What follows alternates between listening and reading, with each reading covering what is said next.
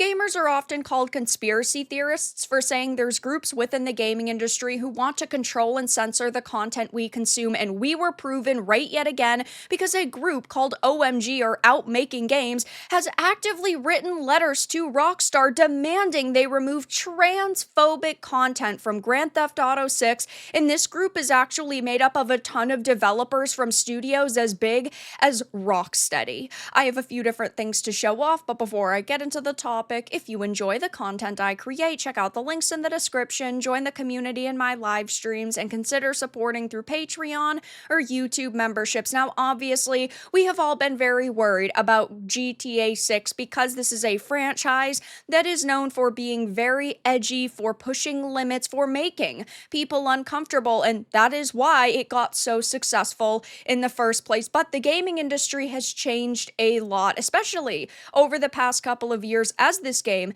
has been in development, and now we're finding out that this big company has written letters to Rockstar demanding that they remove certain content and they censor the game, and they are filled with developers in the industry now. So it says credit to Madam Savvy for uncovering this wild information, but many might recall the controversy when GTA 5 suddenly removed so-called transphobic content while leaving every other stereotype and offensive joke intact. Many brushed it off as Rockstar evolving with the times, but the real question is who triggered this change. Now, obviously, when it comes to Grand Theft Auto, yeah, this is its signature, is making fun of everybody, being very edgy, but that's why we have been so worried looking to the future. Now, Rockstar has put a lot of money into 6. I mean, billions upon billions of dollars. So I don't think that they're going to fully sanitize the next installment in this franchise, but they could change a few small things here and there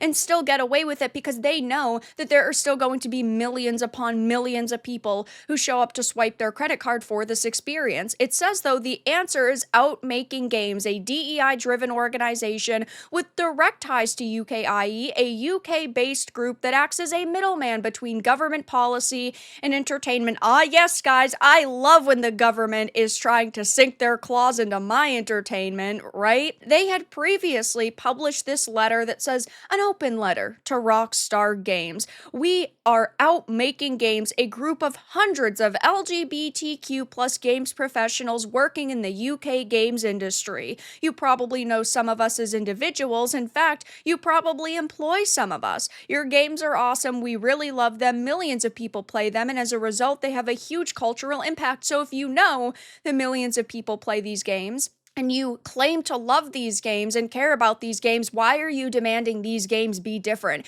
You don't give a fuck about these games. You do not care about this industry. You just care about making a change that you deem is better. You just want the industry to look differently and look more politically correct because that's the way you feel it should be. I hate when people say, oh, I love games, when they don't actually play games or they don't actually care about this industry. What you put in your games can have real world consequences and influences the way players see the world and treat people. I would love for them to provide some statistics on this, actually prove that yes, the way that you treat an NPC in a video game means that people feel emboldened to treat a real living person that way in the real world, because there just isn't that link. Government officials and also activists have been trying to claim this for decades at this point, that, oh, violence in video games causes violence in the real world, and that's just not true.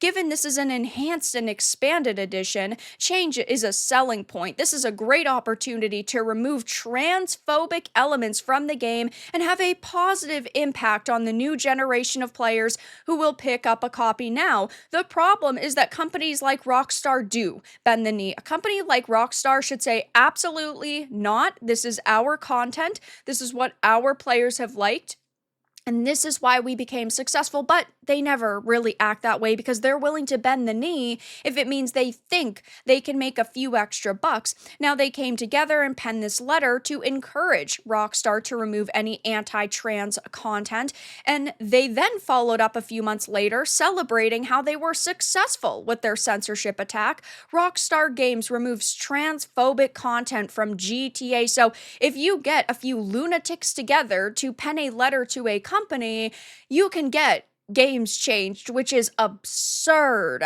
to think about. And they even thanked and credited Carolyn Petit for the article that prompted us to write the letter. And this is a person who, of course, works at Kotaku. So activists propping up activists. But as it says, the DEI power players behind the scenes are some people like this James Dodd, a key player in this network, runs UKIE's DEI sector while also at the same time working with OMG. Some might call that a conflict of interest, but hey, who am I to infer anything of the sort? Yeah, I mean, if you're part of the mainstream gaming industry, oh, but you have the right opinions, it's not a conflict of interest at all whatsoever. His name appears on multiple DEI initiatives, including the Raise the Game Pledge, a DEI commitment designed to pressure game studios into compliance. He even has his name plastered on the Martin Tripp Associates website, a recruitment firm specializing in placing C-suite executives into companies. Oh yeah, guys, that's not suspicious at all.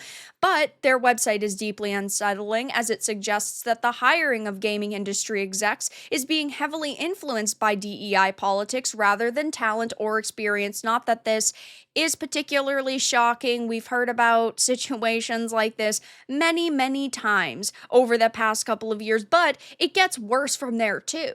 And because Savvy had put up a very detailed thread, do you know what this organization did in response? They didn't say that they were innocent. They didn't try to clarify the situation. They deleted their entire social media presence within minutes, which is just so hilarious because it just goes to show that they probably had a lot more to hide, that they didn't want eyes on their organization or on the eyes of companies maybe they've worked with or content that they've affected, and this looks terrible for them. But there are also other names being unearthed now, like Eli Shapiro. Their bio says expert lead player programmer at Rocksteady Games, and they are the director and founder of Outmaking Games. So we have a direct link between a studio the size of Rocksteady and Outmaking Games. Now, of course, Rocksteady has definitely fallen off over the past few years, but we see what happened with KTJL.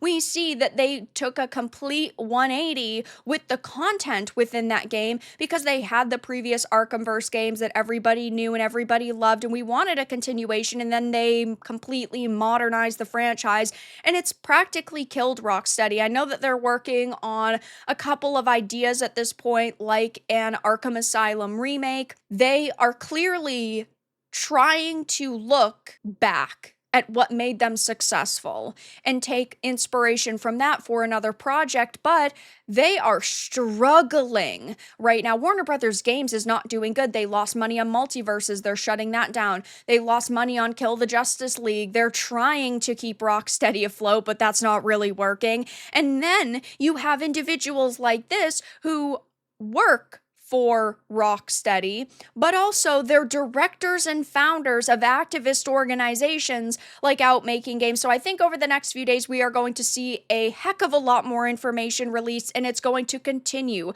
to look very bad for Outmaking Games. But at this point in time, we are seeing the people who did affect censorship in things like GTA 5 still be a part of the video game industry, and they are trying to affect content going into new releases like GTA 6. So I'm sure more will be unearthed about Outmaking Games in the near future, but for now, that's all that I really had to discuss in this video. Let everyone know your thoughts in the comments below. If you enjoyed this, give it a like, and if you didn't, give it a dislike. I appreciate your support either way, but I'll talk to you all again in the next video really soon.